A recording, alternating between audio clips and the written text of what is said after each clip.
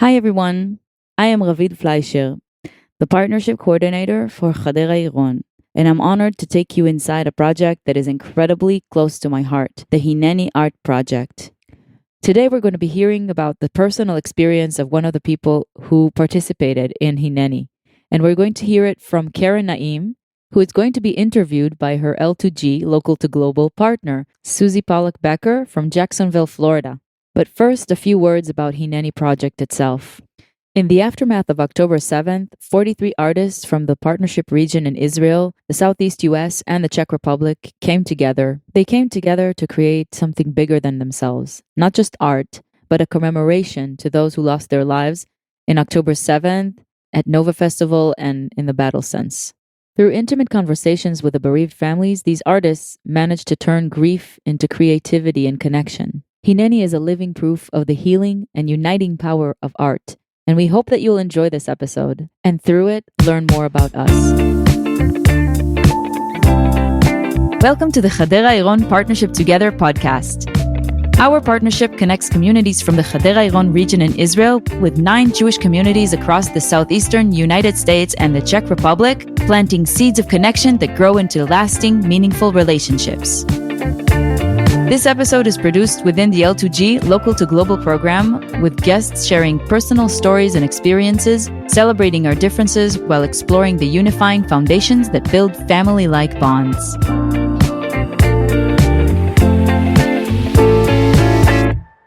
Hi, I'm Suzie Palak-Becker, and back in 2019, just a few months before the entire world shut down, I joined a diverse group of Jewish educators from the Southeast region of the United States and flew to Israel to learn how to teach. In partnership with the Israeli educators who hosted us, sharing not only their homes, but their families and their communities, we also learned how to learn together. Today on the podcast, I'm thrilled to share space with Keren Naim. Hi, Keren. Hello, Suzie. Good to see you today. Naim me'od le'rot otach gam ken. It's great to see you too. Thank you. Keren is my L2G local to global partner and is an Israeli artist, curator, and art educator whose powerful work bridges personal narratives and collective memory. Keren, thank you. Ma nishma, how are you? Okay, good. I'm great, Suzie. I'm so lucky to be able to talk to you because I have been one of the people who's so privileged to know you personally through the Local to Global program and get to know you as an art educator, as an artist. And we speak and you're usually in your studio, right? That's true. Yeah. When we speak, I'm in my studio and I'm very happy to share with you my work and the process, to get to know you more personally with your special point of views. And of course, our mutual thing that we are meeting about with the L2G, the Israeli issue, the Jewish issue of this time. Of course, the project that I told you about that I did in Hineni with local and global Jewish artists that we did together. Yes, and I will be glad to talk about this and tell you more about it. Yeah, you're one of the featured artists in the Hineni Art Project. It's an initiative that brings together artists from Israel and Jewish communities around the world to explore the theme of presence, responsibility, and connection.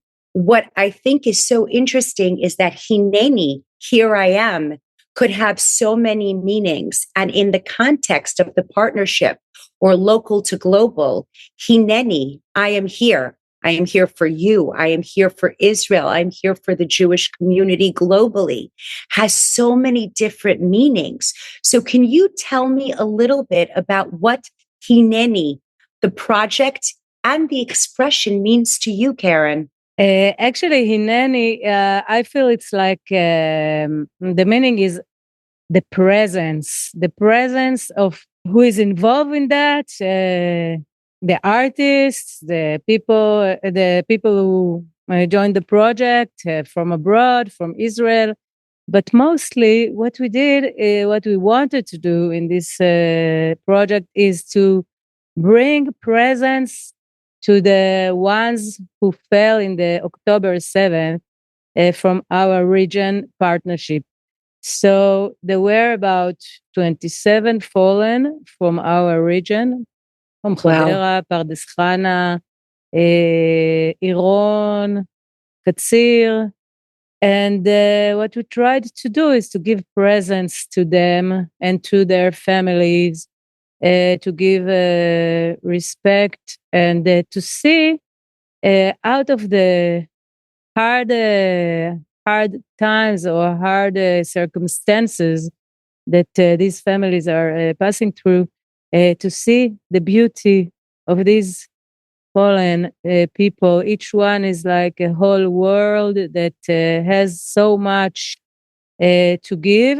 It seems like they went away, but we want to give presents to their beauty side, to their powerful side, to the love side of what they had or still have to their beloved ones. It's unbelievable how you describe that. I can feel that. Hineni in the Bible, in the Torah, when someone says Hineni, it's not just that I'm here physically. It means that they're ready to undertake service. And in your project, that's exactly what I feel you did. You took on the service of dedication and commemoration to those who fell. Mm-hmm. And then you passed on that service to the people who see that exhibit, to the people who read about those people and can gain a deeper understanding of who they were, how they mattered, and how they continue to matter for us, both as representatives of our region, representatives of our global Jewish world, and bridging that gap between who was there on October 7th and who is elsewhere, but there in spirit. Yeah, actually, what is good about it that in art in general and in this specific issue is that different people can reach it in different ways and they feel it in different ways and they take it.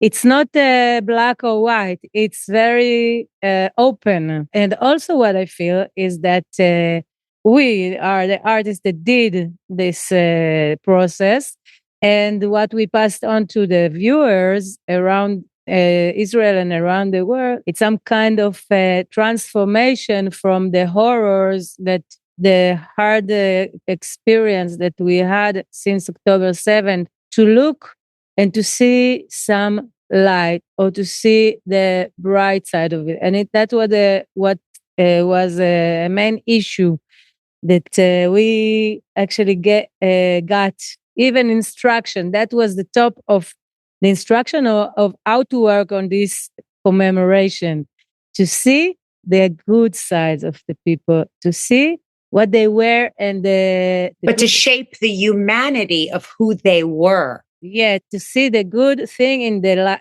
life. So that was a very big transformative thing that led us with these works. And not only me, but all the groups of artists. I think it was very important. Adracha, guidance. It was very important guidance of how to go for this a work of art. Art can be very therapeutic and healing. Yes, it's changed really everything of how I reached my work, how I was thinking, how to do the work, The expression was totally different, if you know what I mean. It's a captivating exhibit. It's a really interesting exhibit. And some of the works are very colorful and some of the works are very shadowed. You work a lot with shadows. Mm-hmm. You work with very personal pieces and it looks like it's multimedia. I wish I could see it in person. And that's the one thing about our partnership that I think is so special. I've had the great privilege of traveling to our partner region, Hadera Iron, a few times and getting to meet the families and people and educators and delegation when we went. And it was like, because we've been doing this virtually for so long, for years, before COVID, before everyone else went virtual, we were already sort of communicating. I thought it was so interesting. Next time you're welcome to come and to meet in person. I look forward to it. Yes, yes. So you ask about the work, and I must say, of course, that the very special thing was to work with a partner, artist partner, which she is in the United States, from Florida. And we had to work on pieces together for the same commemoration of Noam Shalom, Zal, and the Shalom family. And we had to work together as an artist, which art is a physical thing. So how can we work together? This was also something we had to walk through. How did you get involved with the partnership? So actually, one day, I don't know how, I got into this Zoom about some kind of project, idea of commemoration for October 7th. And there were like a few people on the Zoom, which I didn't know anybody. Some people were from the United States and some people from Israel. Later on, it was decided to be couples exhibition, which is each couple, one artist from Israel, one artist from the United States or Czech Republic. They will join together to commemorate one fallen. The process was to meet the family, if possible, and if they are open for it, and talk with them and know a little bit about the fallen from them, and to hear or to feel what they want, what they wish for him to be. And that was a very powerful meeting to meet the families, because it's so sensitive time, and it was very intimate issue to meet with the families.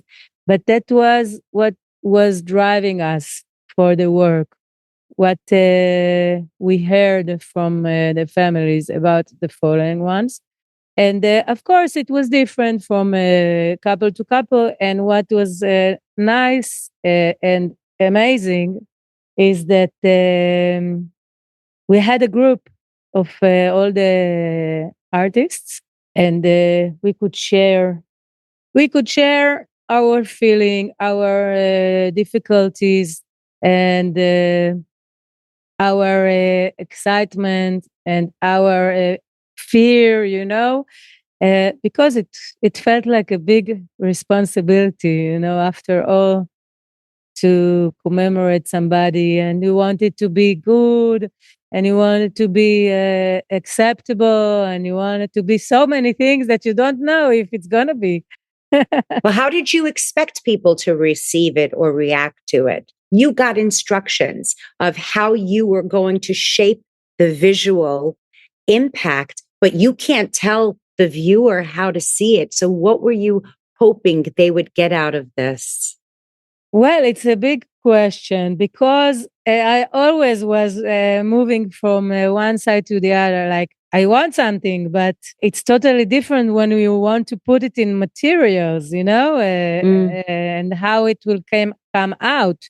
And I don't know exactly how the people will receive it, and the family how it will receive it, and the viewers are. So it's a big issues. But I was following my feelings, and I had this my partner, which we were very connected. My partner was Sam Hammer, which is living in Florida, in St. Petersburg. Even though he was in the United States, his works were weavings of some very special clothes. And he had this great idea to send me to Israel with one of the shlichim some of these clothes that he made, especially for Noam Shalom. And I took it and was working with his work and my work together here in Israel. So this is how we find the way to do the work together, actually. So what started as a collaboration became a connection. Yes, that's for sure. Literally, it became a connection. You connected his work to your work to create one piece. Yeah, and we decided from the beginning that we are going to do one piece. We didn't want to do it separately, my work and his work.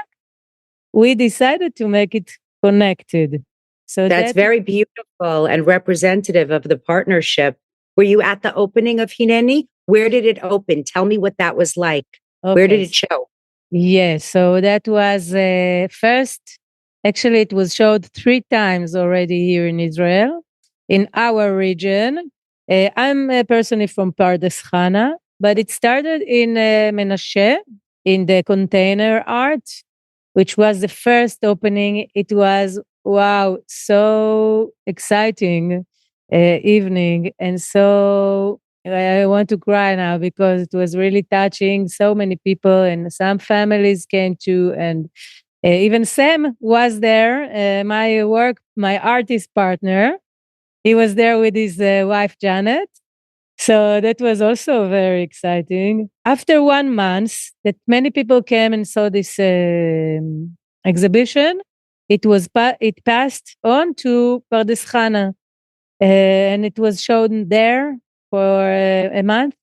And then after a month, it passed to Hadera. So, and what I was so happy to hear that that Hinneni was shown also abroad in Jacksonville, USA, even in Washington, D.C., when the Jewish agency was meeting there, they showed Hinneni project. And I'm so happy also to know that you were seeing this exhibition. There's several reproductions in our partner cities. And so I'm in Jacksonville, and you're right, it was shown here on October 7th. We actually had a commemoration, and it was first shown.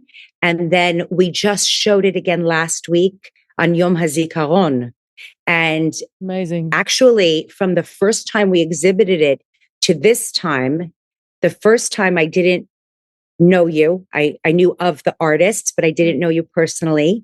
Once I met you and once I knew more about the exhibit itself, I was able to create a different way for the community to see the exhibit and spend more time almost inside the exhibit. We moved both walls very close together so they would be like a path that led from the entrance to the inside, the tekes, the ceremony on Yom HaZikaron. Wow. Yeah. But you're correct. In Washington, D.C., at the General Assembly, there was a viewing, the Jewish Federation, Charlotte, Richmond, the Gulf Coast, Chattanooga, Charleston, and even Prague. Yeah. Okay. So I realized that one time it was also shown in Prague. I don't remember exactly when, but there was an opening in Prague too of Hineni.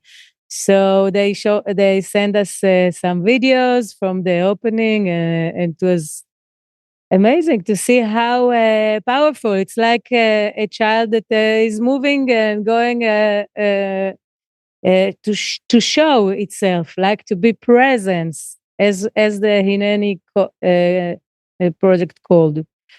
Oh yeah, I've also heard of other communities that have shared the Hineni project, and they've been exhibited in churches. They've been exhibited in community spaces that are not specifically Jewish, which to me makes it even more powerful and more meaningful, because I'm always surprised when I say like a partner region or a sister city. It's not unusual. This is something that we've had since childhood. I remember when I was in school, we had a partner region or a sister city, and my kids do also. To have one that's specifically connected to our Jewish world, so that at a time where I want to speak to my family, because that's how I feel about you, whether you're in Israel or you're in Chattanooga or you're in the Czech Republic, my Jewish family is still connected through our mutual beliefs, our mutual traditions, our heritage, and how we respond and react to what happens in Israel, whether we're there or we're not there. Yes. Right? Yes, totally. So I wonder, do you ever think about the Jews around the world in that same way? You know, knowing that anti-Semitism has grown. I always remember thinking that no matter what, Israel, I always felt safe. And here I thought it's supposed to be safer, right? There's no sirens, there's no people walking around with machine guns, but I don't feel safer necessarily than I did in Israel. Well, it's an interesting point because what you're saying, where I was traveling a lot around the world, and every time that I met Jewish people or Jewish community, that always felt like coming home. You had the chance to partner with Sam Hammer here in Florida on the Hineni project. Did you also partner with your Israeli artist counterparts from Hadera Eron, the region? Well, yes, actually, because we were exhibiting here in Israel, so we were meeting to pull up the exhibition together, and also we were meeting in the opening, and behind the Zoom faces, we started to see the real people and to talk with them and to know them better.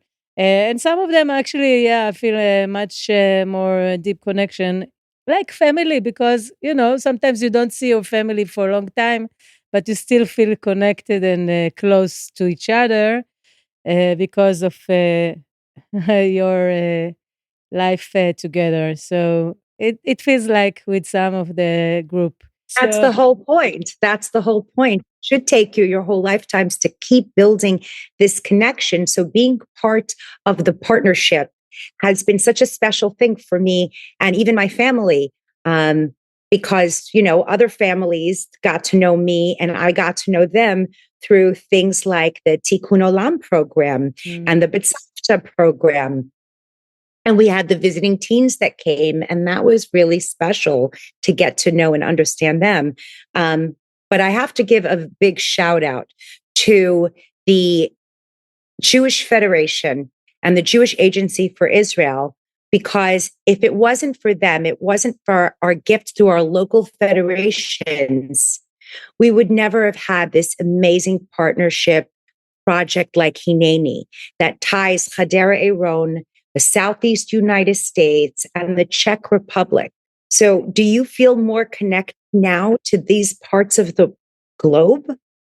Yeah, in a way. Of course, I in my experience of life, I like to go and go through the Zoom and through the virtual reality to the real reality. And like we were meeting through the Zoom and through the WhatsApp, etc. And I actually really believe that we will meet someday in person. And God willing, I look forward to it. Yes, yes. Yeah, me too. What crafts together this community across oceans and across time zones, right? We've always had to figure out 7 hours difference or 6 hours difference, and we've made a few mistakes. But every time we get to Zoom and we get to talk, it's such a great connection because I read a lot about what's happening in Israel, and I have a partner that I can ask the questions to and see, how are you? How is your family? How are your community doing in real life?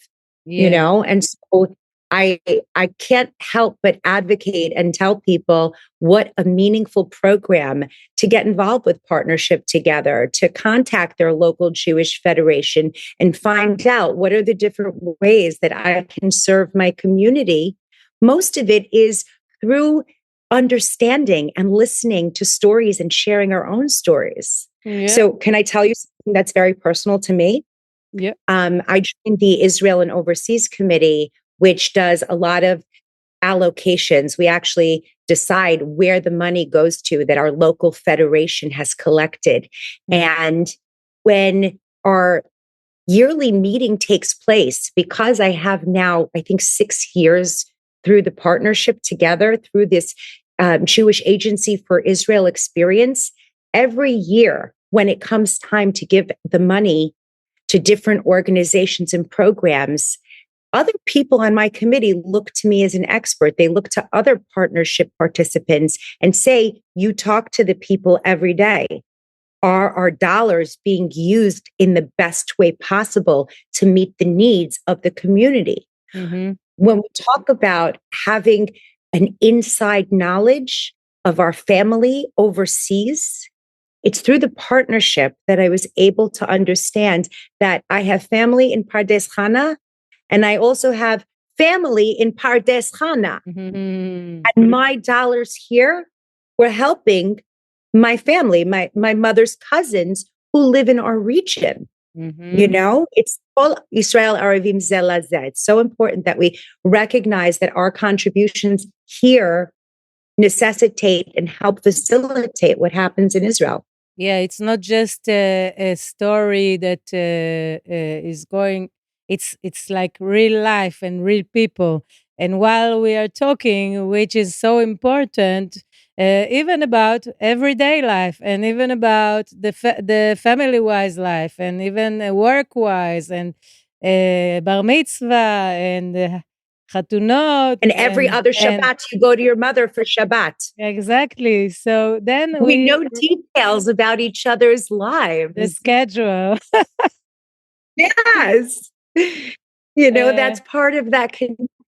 I feel very lucky and privileged that the partnership spends the time and the effort and the staff and the talent to really keep us connected with those thoughtful questions that Ravid sends out so that we can be on the same page. That's really important. I think so too. It's like a kehila. Like a kehila, exactly. And the kehila, it's even not, you don't need to fit. Each one has its own place on the puzzle. You know, each one is important on its own way.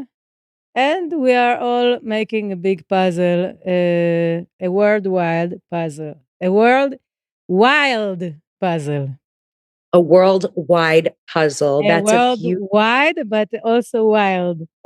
I love that. I think that's a great conclusion right there. That if you want to be part of this puzzle, this worldwide and wild puzzle, you should really contact your local Jewish Federation office and find out how. When is the next cohort starting? What can you contribute and what can you get out of it? Because that to me is the most meaningful part of this.